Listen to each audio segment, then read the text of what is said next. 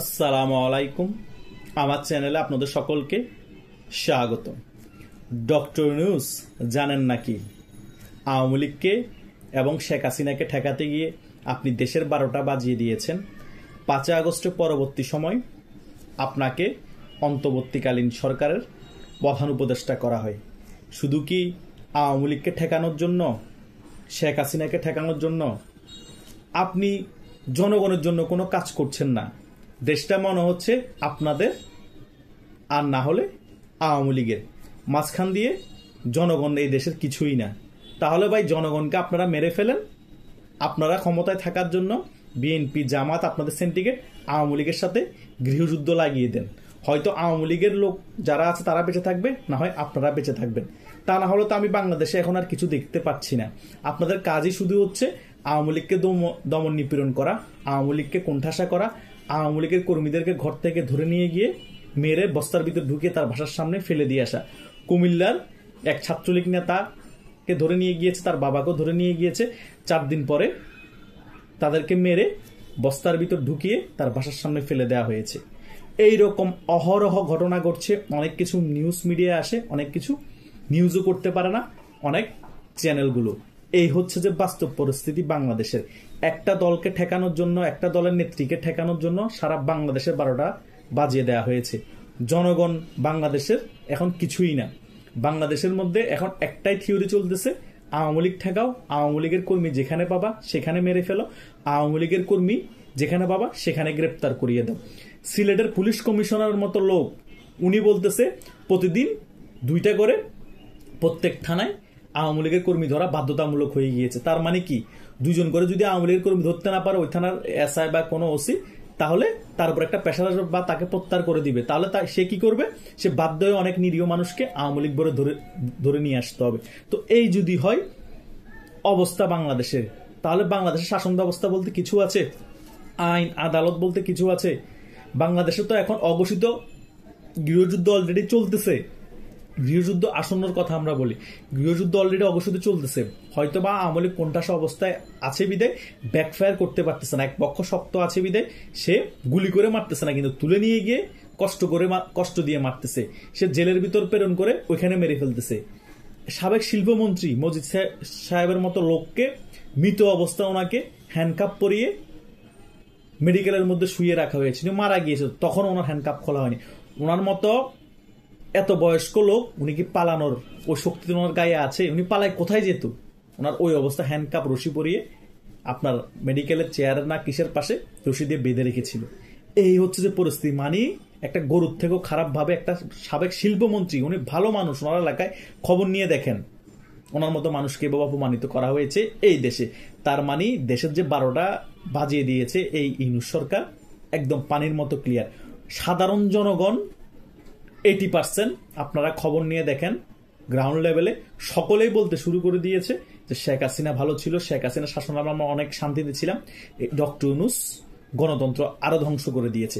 আপনারা গণতন্ত্র ফিরিয়ে আনার কথা বলে ক্ষমতায় এসেছেন, আপনারা গণতন্ত্র প্রতিষ্ঠা করবেন বলে ক্ষমতায় এসেছেন, শেখ হাসিনার বিদায় করেছেন, গণ অভ্যুত্থানের মাধ্যমে বলতেছেন। কিন্তু কিসের গণ অভ্যুত্থানের মাধ্যমে আপনারা গণতন্ত্র ফিরিয়ে এনেছেন?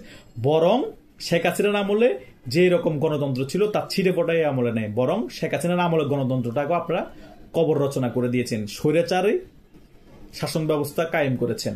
এখন ভাগ বাটোয়ারা চলে, কিছু প্রশাসনিক জায়গা বিএনপি নেই, কিছু জামাত নেই, কিছু এনসিপি নেই, আর কিছু কমিশন বাণিজ্য করে এই কিছু উপদেষ্টা আর এনসিপির নেতারা মিলে। এই অবস্থাতে দেশটা লুটে পুটে খাওয়া হচ্ছে। শেখ হাসিনার আমলে 16 বছরে যেরকম লুটে পুটে খাওয়া হয়নি, এখন শেখ হাসিনার উপর দোষ দিয়ে দিয়ে দিয়ে যা ছিল সেগুলো তারা ভাগ বাটোয়ারা করে খেয়ে ফেলেছে। বিভিন্ন গার্মেন্টস দখল করে ফেলেছে, বিভিন্ন হোটেল দখল করে ফেলেছে। ওই হোটেল গার্মেন্টস এর মালিক যারা, তারা চাঁদা দিতে মানা করেছে, সেখানে তাদেরকে আওয়ামী লীগের ট্যাগ লাগিয়ে জেলে প্রেরণ করে দেওয়া হয়েছে। দেশের 12টা 13টা 14টা 15টা বাজিয়ে দিয়ে আপনারা কিসের নির্বাচনের কথা বলেন? আপনারা কিসের স্বৈরাচার ফ্যাসিস্টের কথা বলেন? নিজেরা যে এত বড় স্বৈরাচার, টাকা পাচারকারী, লুটপাটকারী, মব ভায়োলেন্সকারী, গুমকারী, হত্যাকারী, সেটা কি ভুলে গিয়েছেন? জনগণের আদালত আপনাদেরকে কাঠগড়ায় দাঁড়িয়ে এগুলো প্রশ্ন করা হলে একটার উত্তর দিতে পারবেন? কোন বিএনপি নেতা উত্তর দিতে পারবেন? জামাতের নেতা উত্তর দিতে পারবেন? জামাতের নায়েব আমির বিশাল জ্ঞানী মানুষ, তিনি নিজে নিজে যুদ্ধের ডাক দিচ্ছে, নিজে নিজে যুদ্ধ বাঁধাতে যাচ্ছে। ভারতের সাথে নাকি যুদ্ধ লাগলে 50 লক্ষ তাদের কর্মী রেডি আছে। ভারত কোন সময় বলছে তোমাদের লগে যুদ্ধ লাগবে? তোমরা কি বাংলাদেশের বাইরে 50 লক্ষ তোমাদের রেডি থাকলে বাংলাদেশে আর কোনো সাধারণ জনগণ না? আমরা কি মরে গিয়েছি?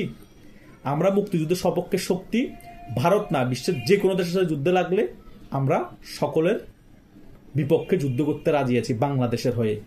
কথা বুঝতে পেরেছ? নিজেদেরকে মুক্তিযুদ্ধ দাবি করো।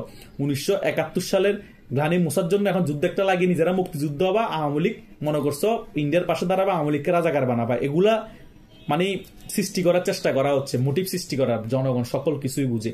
গালবাজি চাপাবাজি দিয়ে, মুনাফিকি দিয়ে তোমরা রাজনীতিতে টিকতে পারবা না।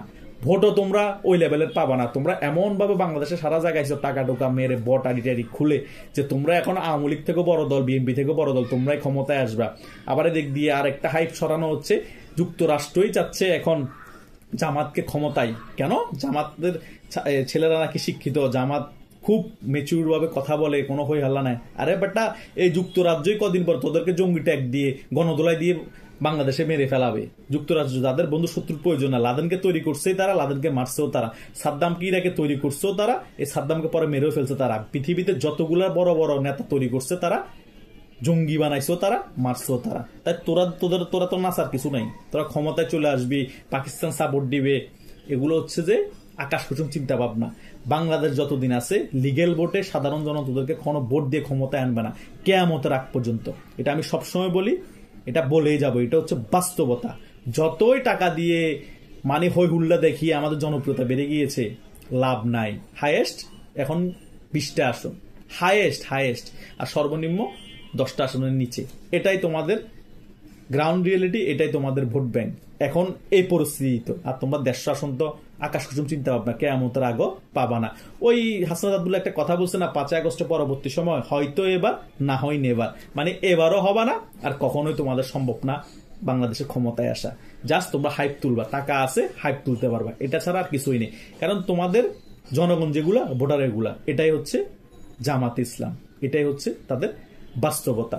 তাই ডক্টর ইউনূস আপনি জনগণের খেদমতের দিকে নজর দেন, আপনি জনগণের হয়ে কাজ করেন। কোন একটা দলের হয়ে হিংসাবশত আরেকটা দলকে বা শেখ হাসিনাকে ঠেকানোর জন্য দেশের 12টা আর বাজায়েন না। দেশ এমনি রসাতলে গেছে। আপনার নুনুবেল কোনো কাজ আসবে না। মরে যাওয়ার পর আপনাকে গালি হিসেবে আপনার নামটা থাকবে, আপনার নুনুবেল গালি হিসেবে থাকবে। আপনি যে কার্যকলাপগুলো করেছেন এবং অন্যান্য রাজনৈতিক দলকে সমর্থন করেছেন আওয়ামী লীগের উপর এরকম স্ট্রিমগুলো চালানোর জন্য, আওয়ামী লীগের উপর এরকম দমন নিপীড়ন করার জন্য এবং ধানমন্ডি 32 ভাঙার জন্য, এই সকল বিষয়ের কারণে আপনাকে একদিন জবাব দিতেই হবে। জনগণ এখনো আপনার কাছে জবাব চাচ্ছে, কিন্তু আপনার জবাব দিচ্ছেন না। কারণ আপনার কথা হচ্ছে এই দেশের ভোটার আমি না, এই দেশে আমি মুক্তিযুদ্ধ করিনি, আমার বিদেশে সকল কিছু সেট আপ, আমার ছেলে মেয়ে বিদেশি, আমার বউ বিদেশি, এই দেশের প্রতি মায়া রেখে লাভ কি? আমার রাগ ছিল, ক্ষোভ ছিল আওয়ামী লীগকে ধ্বংস করা, শেখ হাসিনাকে ধ্বংস করা, শেখ হাসিনার পতন করা আমি করে ফেলছি। এখন সব রাগ ক্ষোভ আমি ক্ষমতায় থেকে সকল কিছু তুলে নিব, দেশ রসাতলে যাক, সেটা চিন্তা করে দেশের এখন আপনার 12টা বাজিয়ে দিয়েছেন। এটা আপনার জন্য হয়তো রাগ ক্ষোভ আপনার শান্ত হয়েছে, কিন্তু আপনি জামাত এবং বিএনপির এবং সাধারণ জনগণের 12টা বাজিয়ে দিয়েছেন, বাস্ত ভালোভাবে ঢুকিয়ে দিয়েছেন, সাথে আওয়ামী লীগেরও। মানে বাংলাদেশটাকে আপনি তছনছ করে দিয়েছেন। এটা আপনি মরে যাবেন, কিন্তু আপনার পূর্বপুরুষ এটা জেদ দিতে হবে। বাস্তবতা এটা থেকে আপনারা কখনোই নিস্তার পাবেন না। কারণ বাংলাদেশের মধ্যে যেরকম ধানমন্ডি 32 ভাঙা হয়েছে, আওয়ামী লীগের অনেক হোটেল কলকারখানা জ্বালিয়ে পুড়ে ছাই করে দেওয়া হয়েছে, আপনারও কিন্তু গ্রামীণ ব্যাংক আছে, ওগুলো কিন্তু একটা সঠিক জায়গায় থাকবে না। এটাই কিন্তু ইতিহাস বলে, কারণ ইতিহাস কাউকে ক্ষমা করে না। ধন্যবাদ সকলকে।